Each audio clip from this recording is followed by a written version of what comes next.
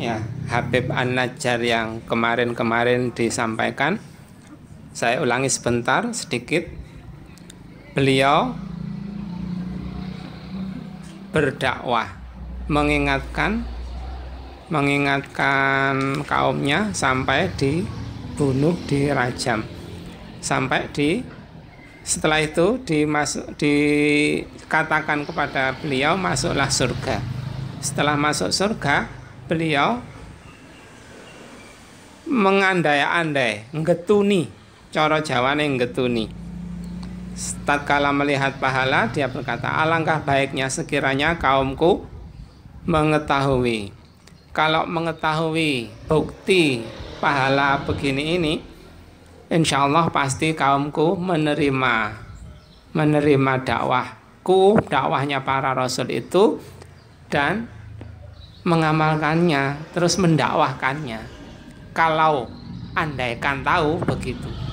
Andaikan tahu itu apa? Andaikan tahu pahalanya yang sangat besar, menjadi mulia, diampuni, terus menerima nikmat-nikmat keenaan hidup di surga itu sangat indah. Dengan merasakan begitu itu dia ngetuni. Kok enggak diterima ya dakwahku ya, dakwahnya para rasul itu ya. Eman, begitu getunnya. Sampai-sampai Allah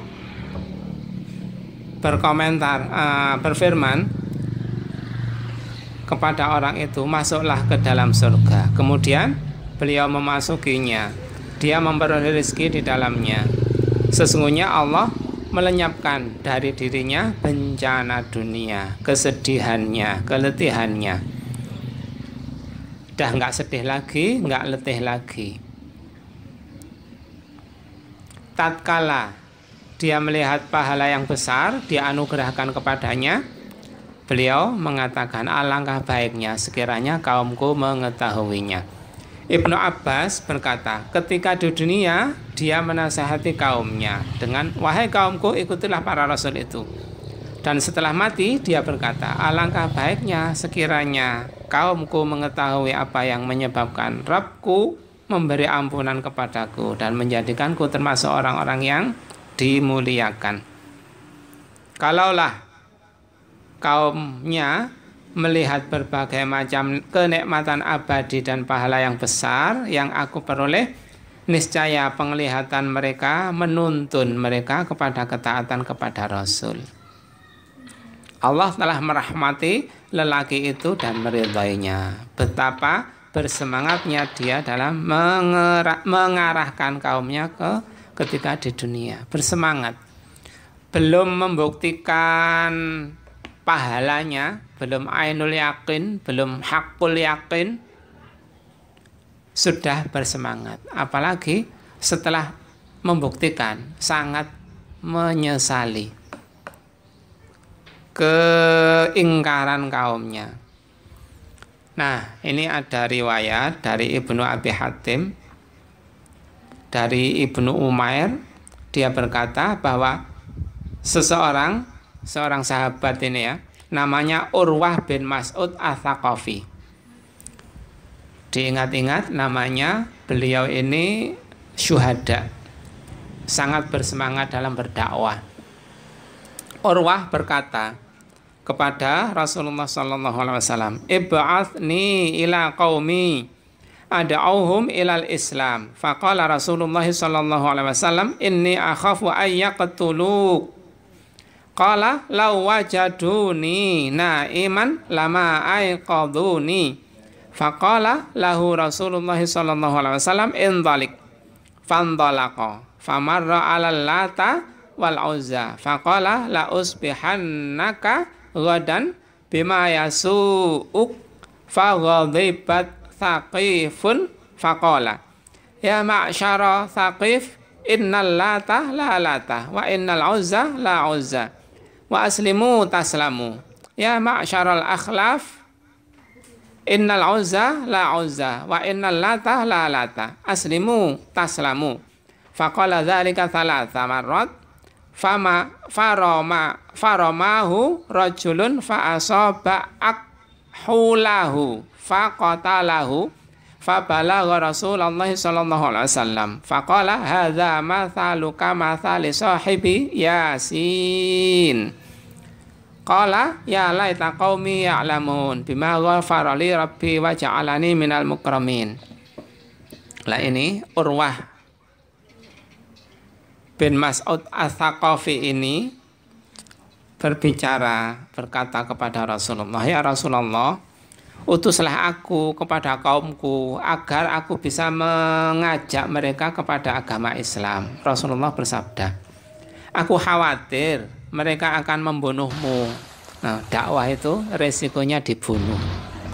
Memang pahalanya besar, resikonya didustakan, disakiti, dibunuh. Rasulullah pertama-tama mendapat tantangan dari Urwah, langsung Urwah diberitahu begitu, aku khawatir mereka membunuhmu. Urwah berkata, jika mereka menjumpaiku tertidur, niscaya mereka tidak akan membangunkanku. Maksudnya, aku ini tokoh masyarakat ya Rasulullah, nggak ada yang berani kepadaku. Aku ditakuti oleh kaumku. Kalau aku tidur nggak ada yang berani membangunkanku. Saking berpengaruhnya beliau. Maka beliau bersabda, Rasulullah bersabda, pergilah kalau begitu. Kemudian Urwah pun berangkat. Dia melewati patung Al-Lata dan Al-Uzza. Dia berkata, esok aku akan membuatmu tidak karuan. Ya mungkin mau dihancurkan, mau dirobohkan atau gimana, pokoknya dijadikan nggak karuan patung Lata dan Uzza ini. Maka Bani Tsaqif marah kepada Urwah. Urwah berkata, hai Bani Tsaqif, sesungguhnya Al-Lata itu tidaklah cerdik, Al-Uzza itu tidaklah mulia. Artinya Lata itu cerdik, artinya Uzza itu mulia. Nah itu dielokno sama Urwah. Lata itu nggak cerdik, Uzza itu nggak mulia, dilokno begitu. Masuk Islamlah, niscaya kalian selamat.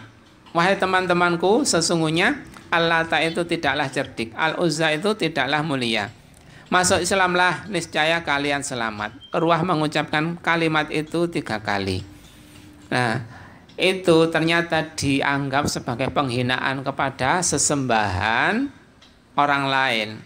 Tiba-tiba ada seseorang memanahnya dan mengenai keningnya, sehingga dia pun syahid.